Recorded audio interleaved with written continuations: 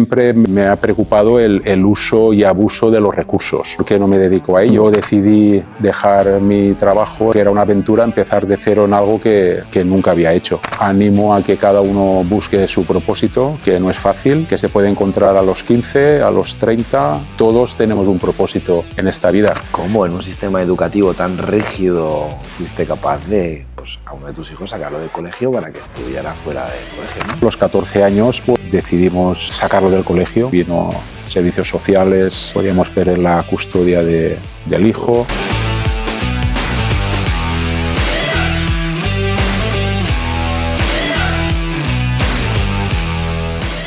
Bueno, bienvenidos a un nuevo podcast del Bailarín Imperfecto. Os quiero presentar hoy a José Revert. Yo lo conozco como Curra.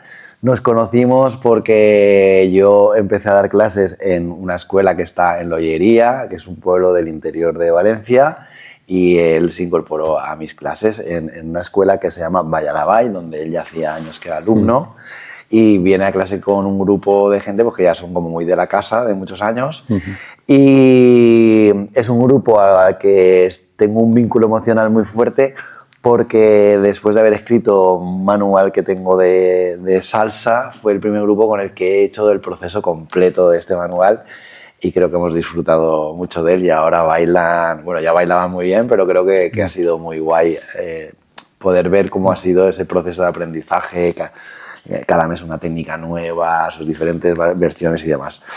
He querido que viniera José porque es una persona que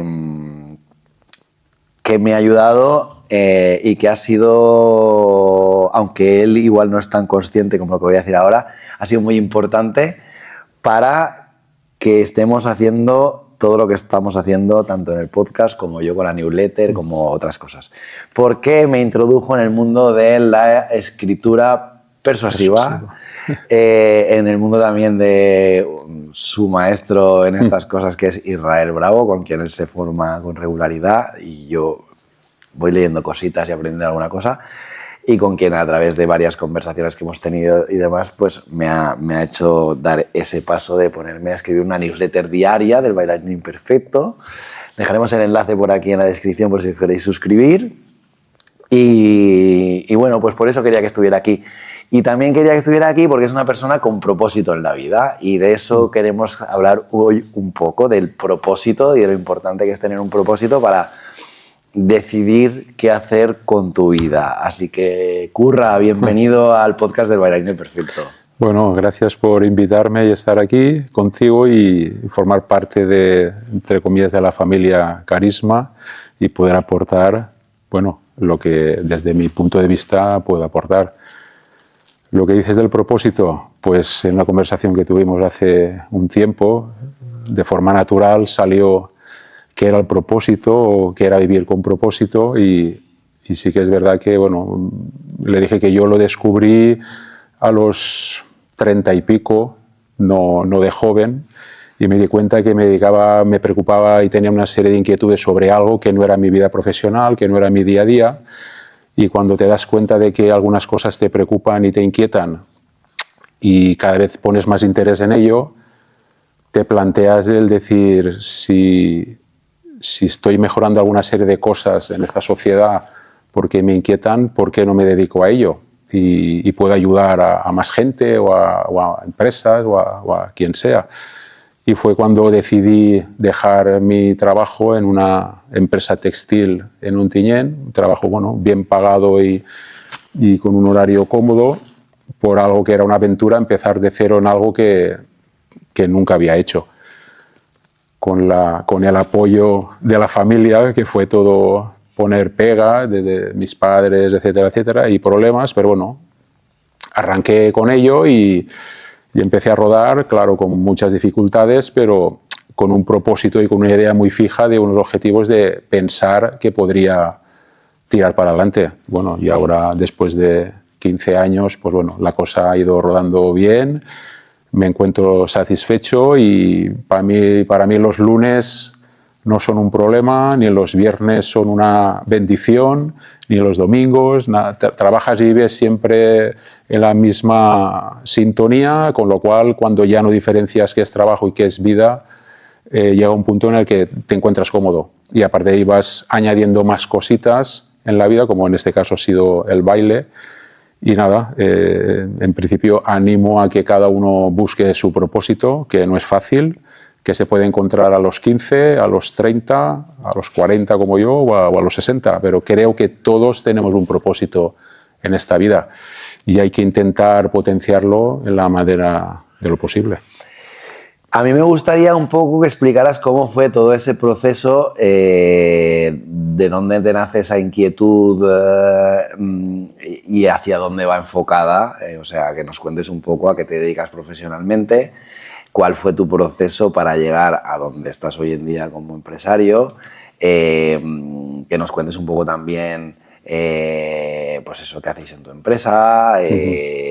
Actualmente sé que tienes una sucursal también en Barcelona, ¿no? Que además la lleva tu hijo, que luego hablaremos también de tus hijos y de la educación, que tenemos ahí un tema muy interesante. Y bueno, que nos dieras un poquito de contexto de cómo ha sido esa evolución y también si has tenido momentos duros, qué han supuesto para ti esos momentos, cómo los has digerido, si desde el propósito siempre es más fácil sobrellevarlos o si es igual de duro porque los momentos duros son siempre duros, si han servido más para ti una maldición o un aprendizaje. Bueno, vamos poco a poco, si quieres podemos empezar por saber cómo fue tu proceso, ¿no? De decir, vale, estoy aquí, no me siento realizado y qué es lo que te emocionó, porque entiendo que tiene que haber algo que te emociona para decir esto me gusta, me encanta y por aquí es por donde siento que está mi camino. Pues sí, más o menos fue el día a día del trabajo, acaba siendo una rutina asesina, que digo yo, que entras en un bucle repetitivo y para mí lo que me salía del día a día, para mí los proyectos eran la montaña. Yo he practicado mucha montaña, alpinismo, y mis proyectos eran subir esta montaña este año, el año siguiente la otra, y me entrenaba. Mis proyectos eran esos. Salir de mi zona de confort era subir a una montaña, con mi pareja, con mis amigos o con quien sea. Pero eso eran momentos puntuales del año, que unas horas al año, unos días al año, pero el día a día, las 8 o 10 horas al día era en un trabajo que cada vez me aburría más. Y al mismo tiempo, yo siempre me ha preocupado el uso y abuso de los recursos, sean los naturales, sea el tiempo de las personas. He intentado siempre optimizar todo por defecto. No sé, en la casa la calefacción, si la luz, si el consumo de electricidad, el consumo de combustible, y siempre he estado dándole vueltas a ver cómo poder mantener el confort en casa, por ejemplo, consumiendo el mínimo recursos posibles. Y le daba vueltas a las cosas y mi casa era como un laboratorio. Le echaba ahí tiempo y probaba todo, hasta que empecé a proponer esto fuera de casa, pues en una residencia de ancianos, en el polideportivo de mi pueblo, en Ontinyent, discutiendo con el regidor de deportes o el de medio ambiente para que montara energía solar. Pues hace 30 años en la piscina. Iba a buscar presupuestos en una empresa de Valencia para intentar que se montara en Ontinyent, todo eso de forma altruista, por inquietud. Y cada vez le dedicaba más tiempo a eso, y cuando empezaron a hacerse cosas fuera de mi casa que yo proponía y acababan funcionando bien, claro, empiezas a tener esa recompensa, dijéramos, emocional, decir, ostras, le he dedicado un tiempo a una cosa para transformar otra cosa para que algo funcione de forma más razonable desde mi punto de vista. Y a partir de ahí es cuando me empecé a cuestionar qué estaba haciendo yo en mi vida, trabajando en una empresa que no me aportaba nada, y por otro lado, forzando la situación día a día en el que le dedicaba muchas horas a algo que no era mi trabajo. Y empecé a cuestionármelo hasta que un día decidí dejar la empresa y me fui a trabajar a otra empresa, pero que ya se dedicaba a este sector, el sector de las energías renovables o eficiencia energética, y me fui a trabajar allí empezando de cero, o sea, llevándole la maleta a un instalador. Y a empezar a seguir, empecé ahí a estudiar y a trabajar al mismo tiempo, Fueron unos años complicados porque le echaba muchísimas horas al día a día de trabajar y estudiar para formarme, porque no fuese todo inquietudes y teoría y cosas que no tenían fundamento teórico, que solo era práctico. Y cuando ya llegué a un cierto nivel de conocimiento, pues la propia empresa me propuso el montar una pequeña, dijéramos, subempresa dentro de la empresa en el que yo fuese el líder de ese proyecto. Y ahí empezó todo, en que durante esta empresa que confió en mí, donde pusieron recursos económicos y para que yo pudiese liderar ese proyecto. Y más o menos empezó todo de esta manera. Para mí todo me venía grande, el hecho de gestionar un presupuesto, gestionar a empleados, gestionar pero dentro de una empresa, ¿no? Ya me venía grande. Y bueno, fue un proceso de unos pocos años que donde de ella salí de esa empresa y me monté en mi empresa propia, que fue el salto donde el tema económico fue muy importante, porque ahí tuve que, por eso, poner en juego todo mi patrimonio de 40 años que había conseguido con la casa, lo típico, crédito, avalando prácticamente con la familia, ¿no? Para poder garantizar el negocio. Y eso, lo que dices tú, momentos duros de dudar si aquello podía tirar para adelante o no. Y perdona que te interrumpa, cuando hablas de momentos duros, vamos a intentar profundizar un poco, porque aquí nos interesa mucho también hablar de las emociones, de las sensaciones. ¿Cómo describirías tu sensación? Inquietud, miedo, duda, y cómo eras capaz de gestionar esas emociones y esas situaciones que supongo que había momentos en que, bueno, no sé, yo creo que todas las personas que emprendemos tenemos esos momentos de decir, ¡guau! ¿Dónde me he metido? ¿Esto va a fallar? ¿Qué hacías? ¿Te ibas a la montaña a respirar para poder conectar contigo mismo? ¿Cuál era tu manera de afrontar esas situaciones? Mi mantra era, porque yo he tenido, de las dos cuestiones más complicadas, era una, el miedo a no poder tirar para adelante y que le costara a mi familia, a mi mujer y a mis hijos, que les afectara, y a mí, todo lo que hemos podido acumular en esta vida, que es poco, la casa y poco más. Y la otra era el sentimiento de estar atrapado. Yo siempre me he sentido un alma libre, que cuando tenía mi salario, pues con lo que tenía me entretenía, iba a la montaña, hacía mis cosas y no me sentía en ningún momento cautivo de nada, porque si me quería dejar el trabajo, era financieramente independiente, podía vivir un tiempo sin necesidad de una nómina, pero en este caso recuerdo el día 5 de cada mes, vencía el crédito y había que pagar las nóminas y había que pagar el alquiler y me sentía completamente atrapado en eso. Y entonces, ¿cuál era el escape? ¿A dónde me cogía? Me cogía al que si yo me veía útil, yo veía que lo que estábamos haciendo tenía sentido y era útil para un tercero, en este caso nos centramos en el sector hotelero, que los hoteles consumieran la menor energía posible y que fueran más rentables, como me sentía útil y le veía sentido a lo que estábamos haciendo, luego veía al alrededor, y con todos los respetos a mucha gente y a mucha empresa que veían que estaban haciendo, no el inútil, porque igual no es esa la palabra, pero cosas que no aportaban tanto valor. Yo pensaba, esto tiene que funcionar, porque lo que estamos haciendo tiene sentido y estamos mejorando. El hotel consumía 500.000 kilovatios al año y ahora está consumiendo 350.000 y ahora es más rentable. Y hemos hecho esto y veía el sector y aquí se pueden hacer maravillas y tenemos un mundo por delante para mejorar. Y eso es lo que pensaba. Aunque el día a día, el día 5 de cada mes, tenía que pagar y estuve 1 año y pico sin cobrar nómina, para poder liquidar a los proveedores, pagar las nóminas, etcétera, etcétera.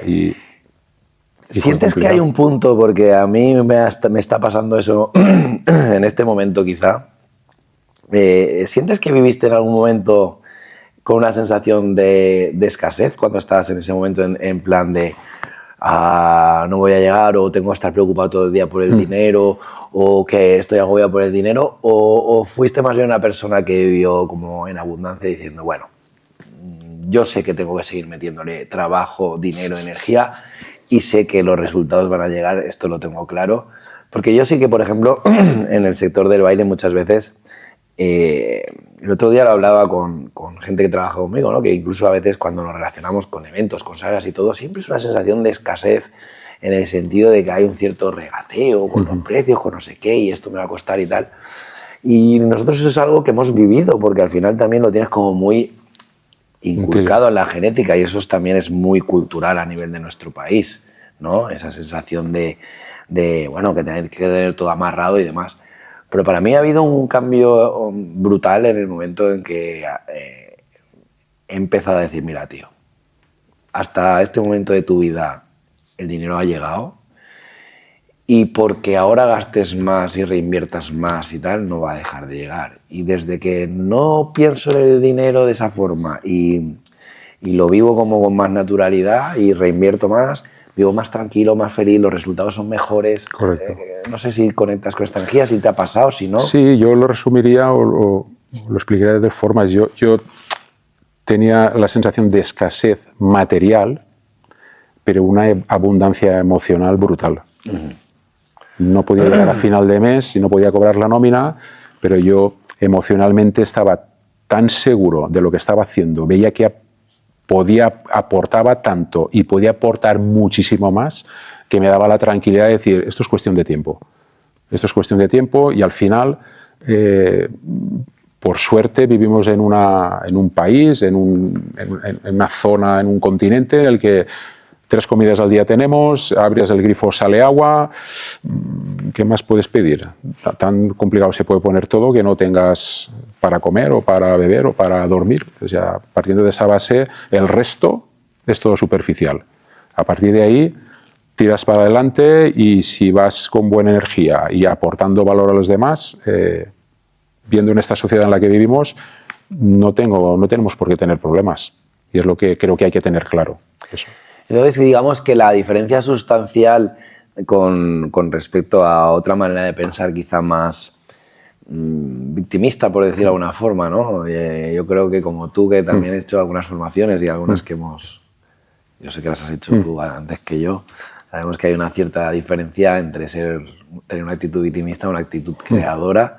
Quizá es combinar el propósito con esa sensación también de abundancia y mezclar esas dos ideas, ¿no?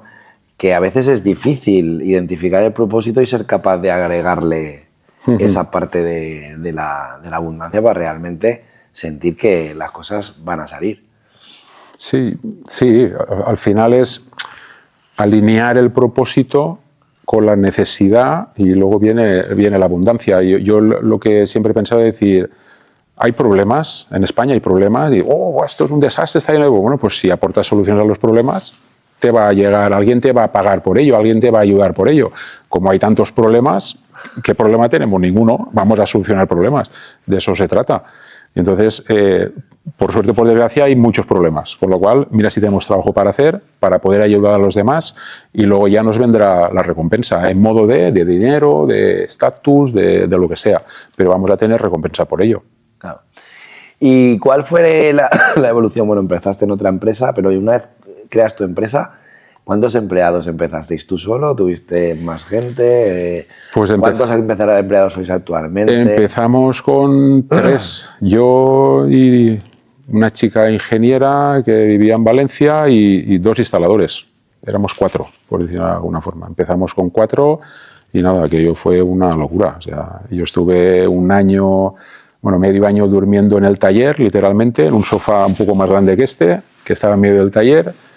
Yo me acostaba allí y a las 7 de la mañana apartaba el taller, le echaba una tela encima y a las 8 entraba la gente, los instaladores, y empezamos a currar.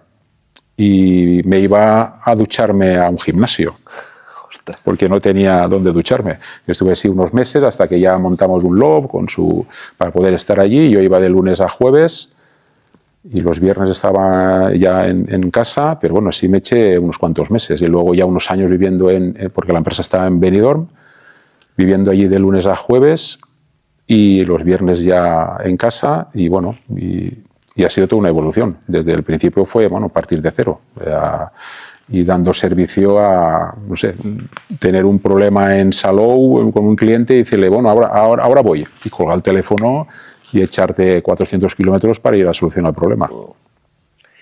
O sea que realmente no se puede tener un propósito que se pueda llevar adelante si no hay un alto nivel de compromiso personal con ese propósito. Porque a veces parecería que, no sé, la gente muchas veces piensa que las cosas las regalan, ¿no? Yo hice hace poco un vídeo para mis redes en el que decía, porque es un comentario que me hacen constantemente, ¡ay, es que tú te dedicas al baile! ¡Qué fiesta! Siempre estáis de alegría, siempre dando gracias. Y digo, bueno, tú vente conmigo un par de meses. Claro. Y verás lo que supone dedicarse al baile y conciliarlo con tu vida profesional y demás. Entonces, para poder generar esa constancia que tú has tenido en tu negocio, para poder tener esa constancia, esa presencia, esa actitud de no descanso durante tanto tiempo, ¿qué hábitos has necesitado tener en tu vida? O sea, simplemente trabajar, ¿no? Tendrás que de alguna manera haber intentado buscar ciertos equilibrios o eres una persona que pues no sé, que tratas de... Porque yo, por ejemplo, en mi caso...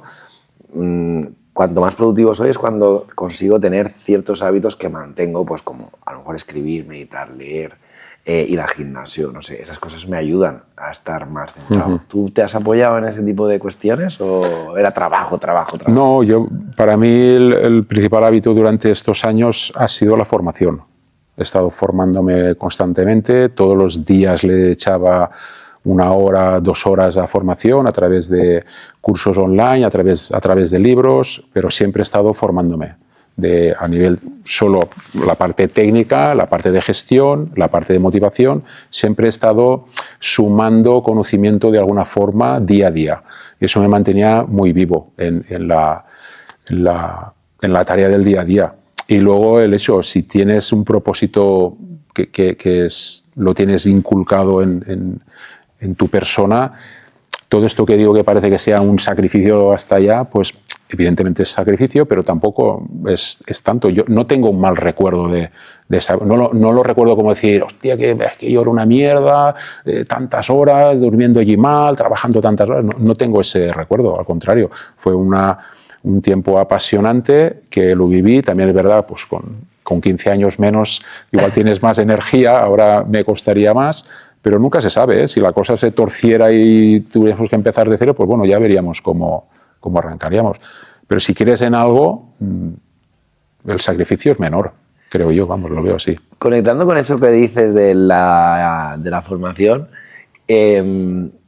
como persona emprendedora y como alguien que quiere eso, desarrollar pues esas ideas que tenías, ¿serías capaz de estructurar como en bloques las diferentes habilidades que consideras que cualquier persona que necesitara, que quiera emprender, debería tener? Porque pienso en toda la gente que son bailarines y demás que puedan vernos y que muchas veces nosotros estamos súper focus en formarnos como maestros, sin duda, como bailarines y demás, pero quizá hay ciertas habilidades a las que no prestamos tanta atención y que es algo común a cualquier persona que quiera desenvolverse profesionalmente en cualquier ámbito. Y desde tu experiencia, ¿serías capaz de hacer como una pequeña disección? Porque decías, bueno, sí, en liderazgo, no sé qué, tal. ¿Cómo lo podrías valorar eso? Yo en la formación, la base de toda formación para mí sería la formación emocional.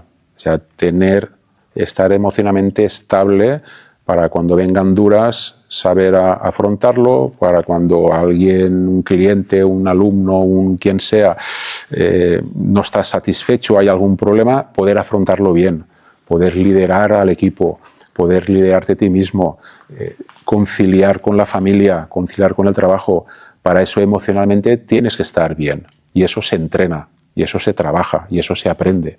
Y por desgracia en el sistema educativo ni se habla de ello, cuando creo que es la base de todo, porque la teoría de cualquier cosa antes la tenía una organización, por decirlo de alguna forma, la Iglesia hace un par de siglos, el conocimiento, luego ya se ha ido democratizando y hoy en día la teoría de cualquier cosa la tenemos al alcance de todos, la podemos aprender de lo que queramos. Pero la parte emocional creo que se deja un poco de lado y es muy importante. De hecho, creo que la gente que llega a cierto nivel de proyecto es porque emocionalmente son muy estables. Igual te viene dado o igual te lo tienes que trabajar. Eso ya depende, entiendo, de cada uno, pero es algo que yo lo pondría como el punto de partida. Emoción y mentalidad, ¿no? Van juntas. Sí, correcto, sí. Porque sí, al final la gestión de la emoción también tiene mucho que ver con los procesos mentales y cómo nosotros, digamos, nos contamos las cosas y vivimos la vida, ¿no? Y el sistema de creencias que tenemos establecido. Entonces, por ejemplo, te preguntaría al respecto de eso, ¿cuáles son las creencias con las que has tenido que romper para tú ser una persona que pudiera estar en ese equilibrio? Porque yo desde que te conozco siempre te considero una persona muy serena y muy capaz de... O sea, eres dialogante. Por ejemplo, cuando tuvimos la conversación me hiciste unas anotaciones sobre la web que ellos me pillaron así como... Yo es que ya no sé qué hacer con esto. Porque claro, venía de hacer no sé cuantísimas horas y decía, es imposible. Pero claro, luego me hiciste ver, además con mucho tacto, como mi reacción fue un poco visceral porque al final estabas colapsado. Y me hiciste ver ese momento como, bueno, pero me lo razonaste así con mucha calma. ¿Qué has tenido que romper? ¿Qué barreras son las que consideras que has tenido que romper para poder llegar a ese estado de calma? ¿O es algo que te ha venido natural? Porque hay gente que lo tenéis más natural que otra. No te creas. La principal creencia que he tenido que romper ha sido la que tenía inculcada de educación familiar, de que tienes que trabajar y desde una mentalidad de asalariado, con lo cual no dependes de ti, sino dependes de un tercero, que puede ser la empresa, otra empresa o quien sea, que te paga por un trabajo. No ser tú independiente, no ser tú dueño de ti mismo. Esa fue la principal creencia que tuve que romper. A partir de ahí, cuando te das cuenta que puedes ser dueño de ti mismo y liderar tu vida y el entorno, es cuando te empiezas a cuestionar todo y digo, hostia, ¿me puedo transformar yo? Cómo actuar frente a esta situación, y entonces estudias la forma más adecuada de poder afrontar los problemas y escuchar a gente muy sabia, porque hoy en día YouTube puedes utilizarlo para muchas cosas, puedes ver vídeos chorras o puedes escuchar a gente ilustre, gente muy inteligente. Entonces, si filtras y escuchas a esta gente y te nutres de ellos, pues aprendes de ellos y en base a eso, pues, no sé, inconscientemente se te va filtrando esas nuevas creencias y acaba transformándote a ti personalmente. Y yo lo que tú me dices que yo te hablé de esa forma, yo lo hice de forma inconsciente, no sé, de forma natural. Y estoy seguro que hace 20 años hubiese sido diferente, seguro. Claro, yo reconozco en ese momento, dentro de la imperfección habitual de un bailarín imperfecto como yo, pues que está en proceso de aprendizaje, soy un aprendiz en estas cosas de las emociones, que estoy tratando de revisarme cada momento y claro, ahí sí que reconozco que tuve como una reacción un poco visceral porque en ese momento era incapaz de ver que había otra manera de hacer las cosas y me admiró mucho el talante con el que me hablaste y me hizo aprender un montón. O sea, tu respuesta me hizo aprender muchísimo, más de lo que te imaginas. Eso y otra cosa que tuvimos en esa conversación que me gustó mucho, que fue una cosa que me dijiste que era, claro, llevas a lo mejor 1 mes y medio, 2 meses metido en tu mente, porque parir, y no eran 2 meses, en realidad eran casi 8 meses metido en mi mente desde que hice unos primeros cursos de Reinicia tu negocio, que hemos compartido también comentarios sobre ese curso, que fue un curso que a mí me abrió mucho la mente y me... Perdón.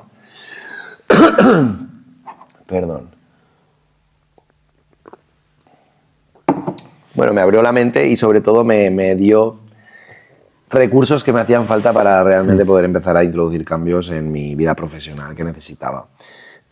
Entonces, me dijiste una cosa que me gustó mucho, que era, vale, ahora se está metido en tu mente, pero te tienes que meter en la mente de las personas a las que les vas a hablar, porque si no te metes en su mente y no entiendes cómo ellos van a poder percibir el mensaje, va a ser difícil que entiendan lo que les quieres transmitir, ¿no? Y ¿cómo aplicas tú esto en tu mundo? ¿Cómo haces tú para entrar en la mente de esos empresarios? Porque encima yo entiendo que en Benidorm, por ejemplo, empresas familiares, ¿no? Sí. A lo mejor hay hasta algún tiranosaurio rex de la época del Pleistoceno. Yo he pillado el cambio de generación, he tratado con hoteleros con sus 80 y pico años que construyeron su hotel y están ya, por eso, o se han jubilado o sencillamente ya no están.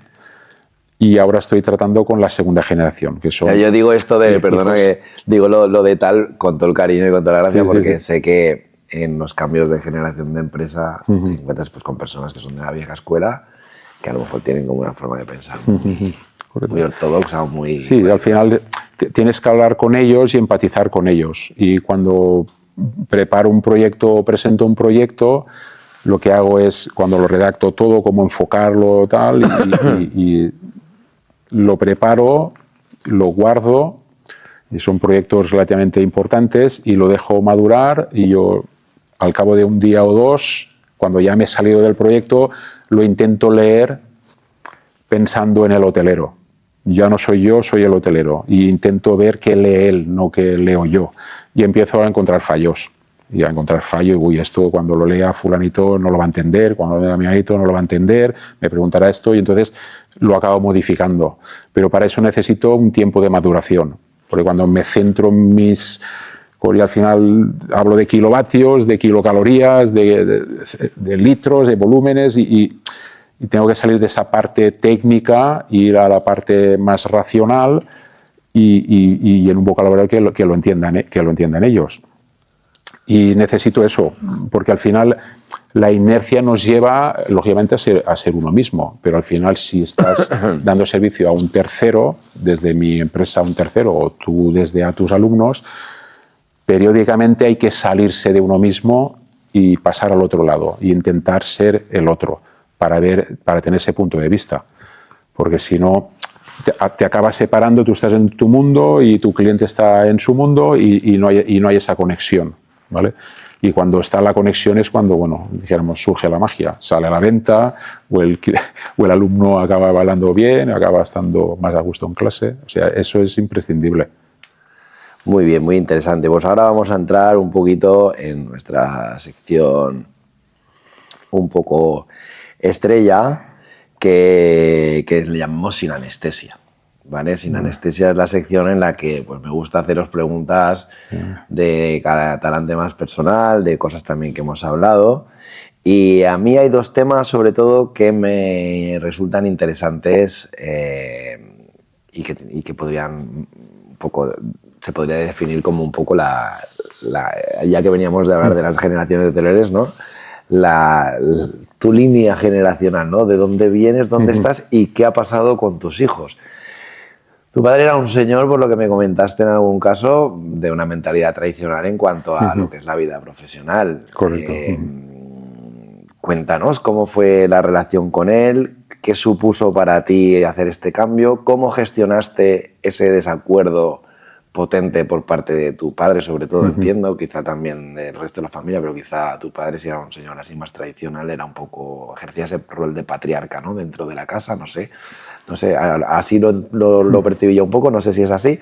Cuéntame un poco eso, cómo lo gestionaste y si te tuviste que alejar, cómo pudiste superar esa primera barrera, ¿no? Familiar de condicionamientos que uno trae. Bueno, mi padre va a cumplir en 90 años, nació en el 36, en plena guerra civil.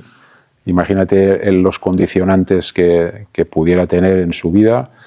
Y entonces, claro, ¿qué me transmite a mí? Pues cualquier cosa que está muy condicionada a su vida. Y con la evolución que estamos teniendo nosotros, pues claro, hubo un choque generacional, de discusiones, de años complicados en casa. en la que al final la medicina esto fue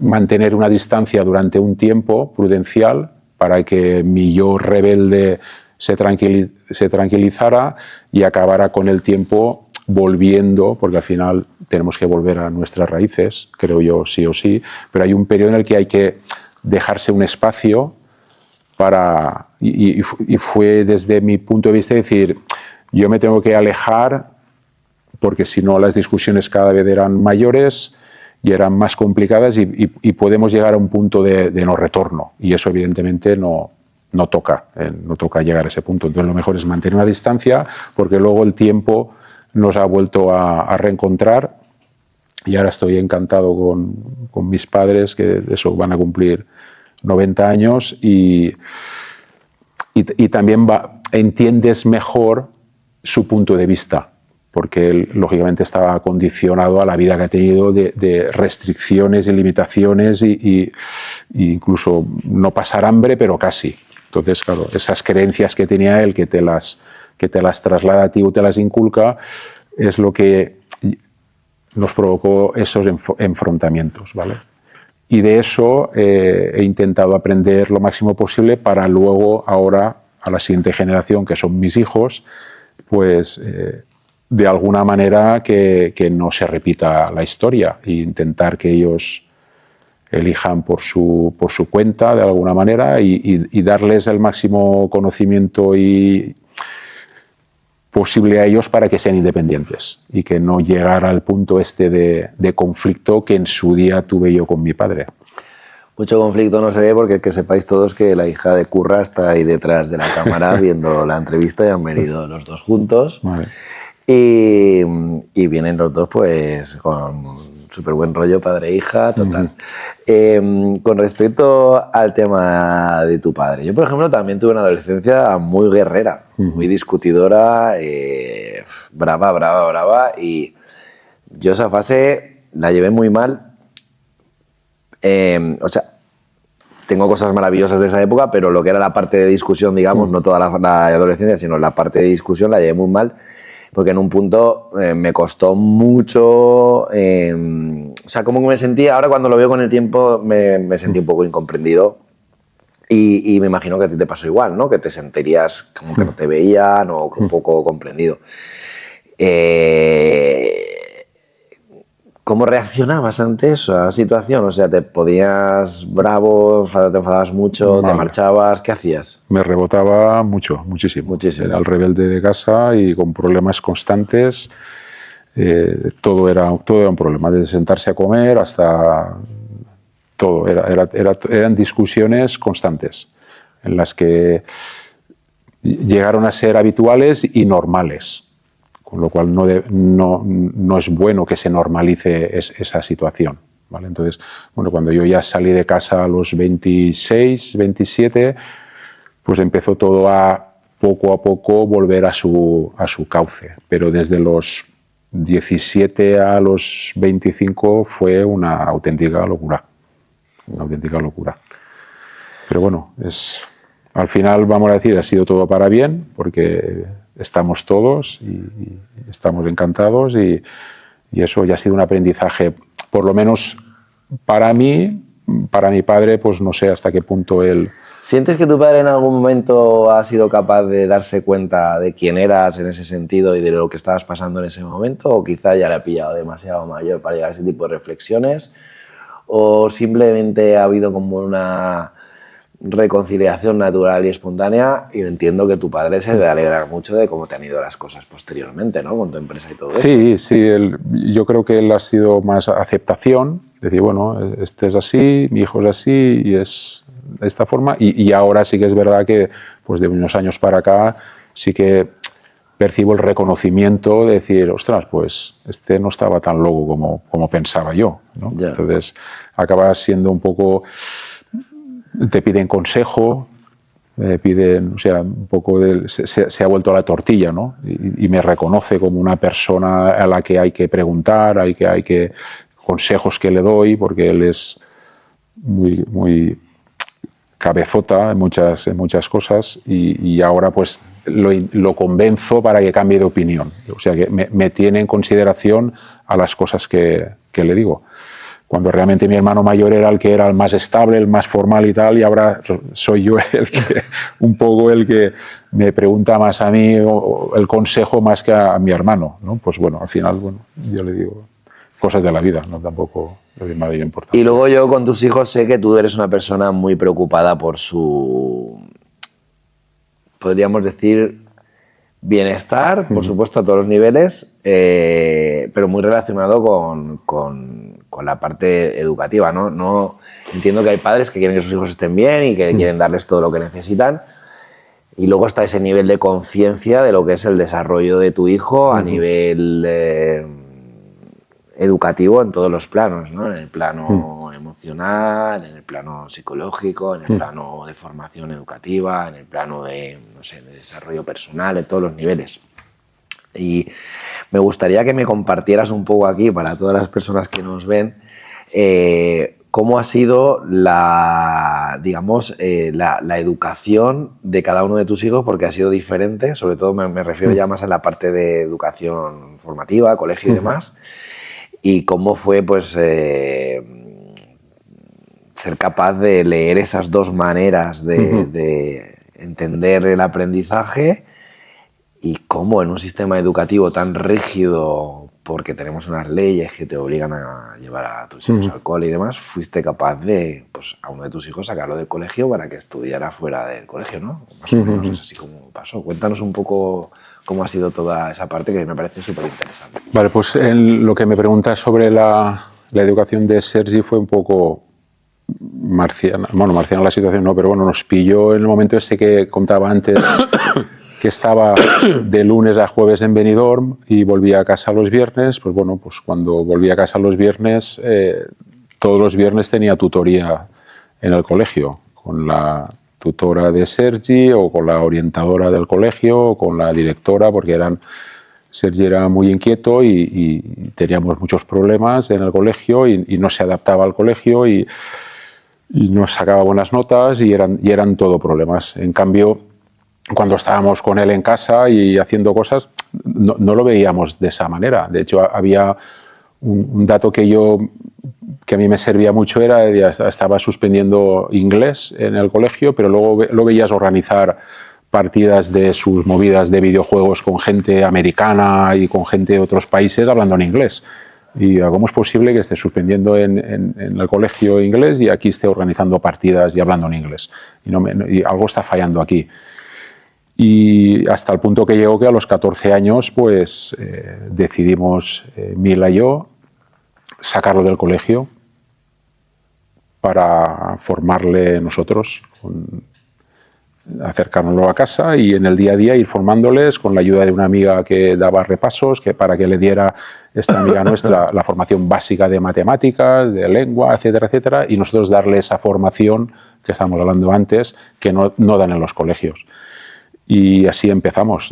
Tuvimos nuestros problemas legales, que vino servicios sociales a pedirnos explicaciones con la amenaza de que podíamos perder la custodia del hijo si no cumplíamos una serie de parámetros. En cierta forma nos quisieron asustar, que no nos asustaron, y seguimos para adelante y al final, bueno, Sergi se fue formando un poco de forma autodidacta conmigo, con Mila, con esta amiga nuestra, con la empresa, porque antes no lo he dicho, pero la empresa, aparte del propósito de mejorar la eficiencia del sector hotelero, por decirlo así, es una plataforma de desarrollo.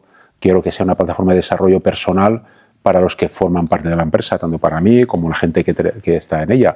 Que no sea solo trabajar y ganar dinero, que sea un desarrollo a todos los niveles. Y Sergi se acercó a la empresa, con la gente de la empresa y con los ingenieros de la empresa y se fue formando.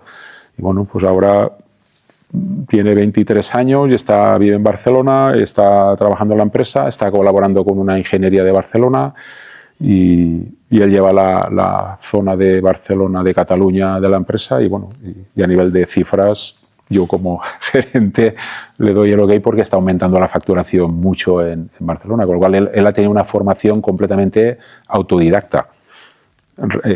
cogiendo conocimiento que nosotros hemos seleccionado, no el que nos impone un sistema.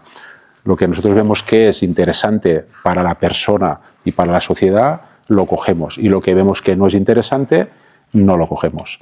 Y a partir de ahí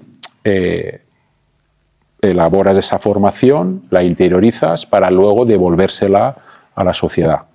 Y en eso ha sido la base en general. Y bueno, y así está funcionando, sin mayor problema. Tu hija ha sido un camino un poco diferente, pero hoy me decía también que está formándose también un poco autodidacta. Sí, casa, ¿no? Ella al final, como decíamos, hay que respetar a cada uno. Entonces, cuando se lo propusimos a Sergi, él dijo, pues dentro de los miedos que tenía un niño de 14 años, no lo veía mal salirse del colegio y acompañarnos a nosotros en el día a día y en la formación.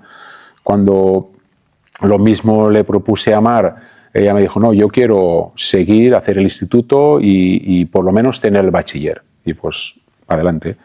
Y ella, bueno, ha seguido sus años, ha sacado el bachiller y sí que es verdad que ella luego ya decidió decir, no, pero yo ahora en el bachiller no quiero seguir, no quiero ir a la universidad, quiero empezar a formarme yo, un poco siguiendo la misma metodología y ahora estamos en ello. Pero bueno, al final ella podrá decidir qué quiere hacer dentro de medio año, un año o lo que sea. Pero sí que ella decidió estudiar el bachiller y así lo ha hecho. Yo respetando, evidentemente, nosotros, tanto Mila como yo, su decisión. Pues yo me alegro mucho por tus hijos porque han tenido suerte en ese sentido de tener unos padres que han sabido también hacer esa lectura, ¿no? Me imagino que eso también les habrá ayudado a emocionalmente tener un desarrollo positivo, de confianza en ellos mismos y de, no sé, de seguridad. ¿Alguna vez te han trasladado? ¿Has tenido alguna conversación que te hayan podido decir, oye, pues mira, de verdad que para mí el haber hecho las cosas así, o simplemente ha sido algo natural? ¿No habéis llegado a esos procesos de reflexión familiar, todos ahí en plan, venga, vamos a hablar de la movida? No, eso se ha hablado abiertamente en casa y al final la filosofía que tenemos en casa es decir, no puedes delegar en un tercero algo tan importante como puede ser la salud, como puede ser la educación, como puede ser muchas cosas, no puedes delegarlo. Cuando salió Sergi o sacamos a Sergi del sistema educativo, pues claro, mucha gente, incluso familiares directos, nos tachaban de irresponsables por hacer una cosa así. Cuando decía, a ver, perdona, irresponsable, o sea, irresponsable yo veo con todos los respetos del mundo, al padre que delega la educación en un sistema que ve que no está funcionando, que su hijo no va bien, pero sigue en ese sistema, pero luego le echa culpa al sistema y él se lava las manos. En este caso, hemos asumido la responsabilidad nosotros y si sale mal, somos los culpables nosotros. No delegamos ni derivamos la culpa al sistema educativo, con lo cual de irresponsables nada, al contrario, somos mucho más responsables porque estamos asumiendo la responsabilidad de la educación. No la estamos delegando en un tercero, en este caso la administración, que si luego sale mal le echamos la culpa a la administración. Nos echaremos la culpa a nosotros.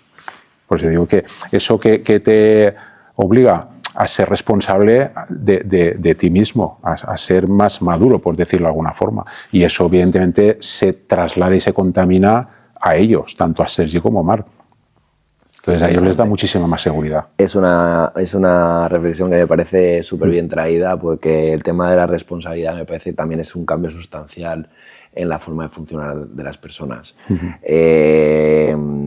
Yo creo que cuando tú te haces responsable de la vida, de tu gestión personal, de las cosas que te pasan, es el primer paso hacia el equilibrio personal y hacia la madurez y hacia poder mejorar en todos los aspectos de tu vida. Cuando resulta que todos los problemas vienen dados por cosas externas y tú no tienes nunca ningún tipo de control ni ningún tipo de capacidad de gestión sobre lo que pasa afuera, ni asumes responsabilidad, por supuesto, y ni al final puedes vivir en paz ni en tranquilidad porque esperas a que las soluciones te vengan de fuera. Y sin duda que las soluciones nunca están fuera, siempre están dentro, y eso es otro de los grandes aprendizajes que, bueno, yo por ejemplo también estoy haciendo desde unos años a esta parte, porque a mí me ha ocasionado mucho sufrimiento esa situación también de victimismo y de falta de asumir que al final las cosas te pasan porque tú tomas ciertas decisiones y siempre tienes posibilidad de elegir.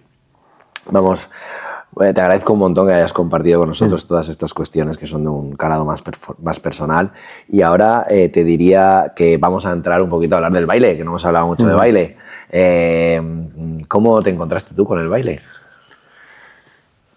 Pues fue un poco de casualidad, de unos amigos que se apuntaron a una academia de bailar y nos animaron a apuntarnos. Y yo siempre he sido de estos que cuando escuchas la música, algo que te gusta, como que el cuerpo se te va al movimiento, al baile, ¿no? Siempre me ha gustado sin formas, sin criterios, sin nada, desde que ibas de joven a las discotecas, etcétera.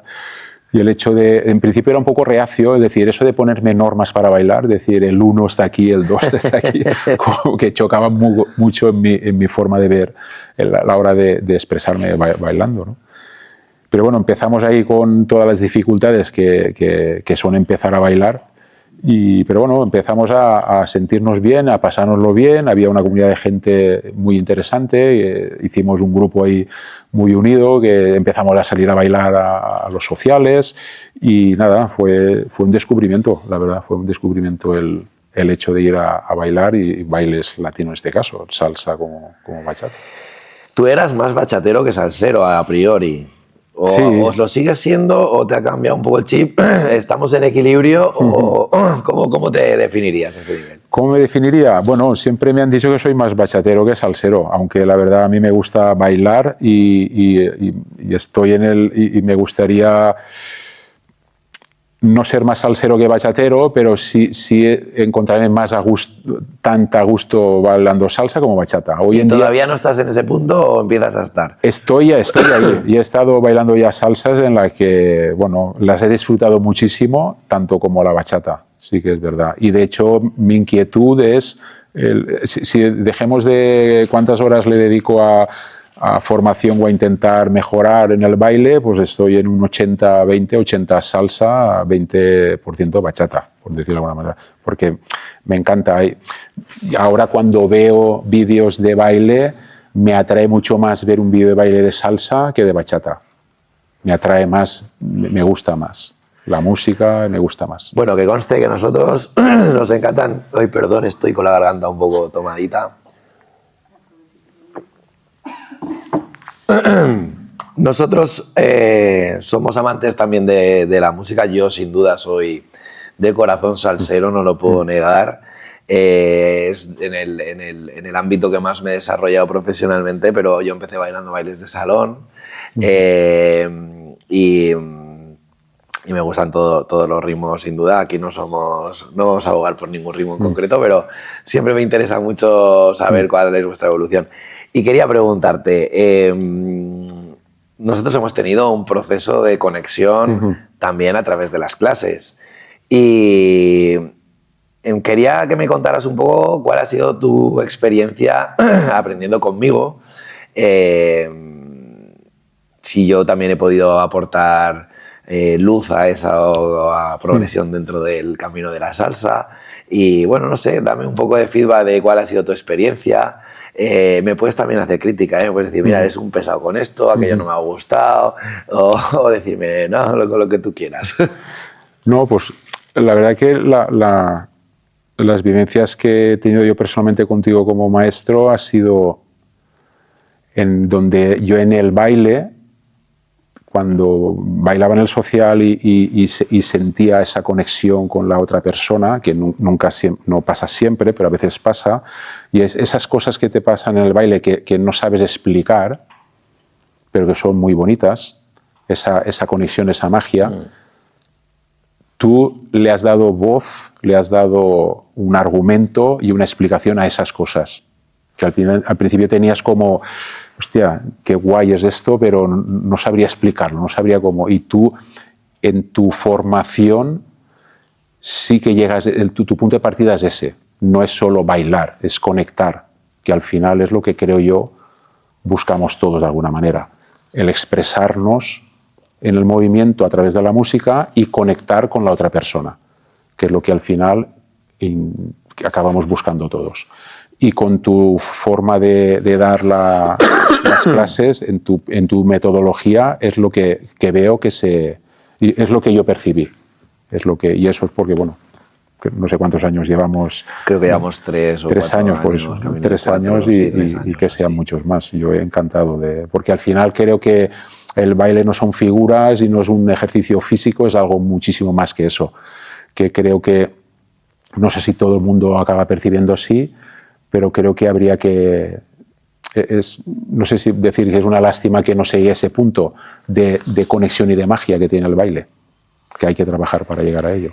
Y luego, sobre todo, yo creo que una de las cosas que a mí me admira de vuestro grupo es cómo habéis incorporado el lenguaje en 2 planos diferentes. El lenguaje, cuando aprendemos a bailar, muchas veces parece que se centra solo en la parte del movimiento, pero luego está el lenguaje técnico, que incorporar el saber nombrar las cosas, el saber qué estás haciendo, y verbalmente poder ponerle nombre a las cosas. De alguna manera, usar el idioma verbal, digamos, y mental también en ese sentido de lo que está pasando, a mí me admira cómo lo habéis incorporado, ¿no? A mí me encanta llegar a una clase y decir, chicos, vamos a hacer este movimiento con este y que todo el mundo sepa lo que es, que todo el mundo también entienda cómo se debe desarrollar, que todo el mundo entienda cómo se debe ejecutar. Y fíjate que, conectando con esa reflexión que hacías, yo de repente... Y esto es una cosa de esta semana, de esta semana o quizá de este último mes, también porque estamos preparando el lanzamiento de nuestra escuela online. Yo ya no le voy a decir figuras de baile. Para mí figuras ya no tiene sentido esa palabra. Porque figura es como una estructura fija, ¿no? Y es como una cosa que montas que tiene un cierto concepto coreográfico. No sé si tiene sentido para ti, es como, vale, es como esta estructura y esto es la figura. Yo a partir de ahora les voy a llamar combos, porque el combo es la suma de un montón de técnicas y de movimientos que ejecutamos con esa perspectiva de la conexión con la pareja y también de un sentido dentro del propio combo, ¿no? Yo le llamo el principio de coherencia interna de la figura. Que tiene que tener sentido el movimiento siguiente con el anterior y el anterior con el siguiente. Ambos tienen que encontrarse para que también esa conexión de los movimientos le den sentido a la conexión que va a sentir la persona cuando están bailando. Entonces, lo sumo a esa reflexión que hacías porque a mí creo que el término figura, para conforme veo las cosas hoy en día, me parece que se ha quedado obsoleto. Es que yo creo que la figura encorseta el movimiento cuando tú al final hay días que te encuentras de una manera o de otra, en momentos dentro de la misma noche del social puedes estar con más energía, con menos energía. Entonces, claro, si tú estás con una canción que te gusta mucho o no te gusta tanto, con una persona que conectas más, que conectas menos, entonces imagínate las variables que hay. Si vas a bailar una cosa en una figura encorsetada, te está limitando. Cuando yo estoy eufórico y me encuentro muy a gusto con la canción ideal, con la persona que estoy bailando maravillosa, entonces me dejo llevar y pueden salir muchísimas cosas. Si estoy en una figura encorsetada me estoy limitando, con lo cual como que tampoco veo el hecho de decir una secuencia de movimientos que son una figura y de ahí no me puedo salir. No lo veo de esa manera. Sí, lo que pasa es que yo también ya lo digo incluso a un nivel de didáctico, ¿no? Porque yo tengo la impresión de que, y hemos mejorado enormemente los profesionales en eso, porque manejamos un vocabulario técnico mucho más amplio y porque creo que en determinados momentos no hemos sido capaces de prestar suficiente atención al lenguaje que utilizamos. Y el lenguaje es la expresión del pensamiento.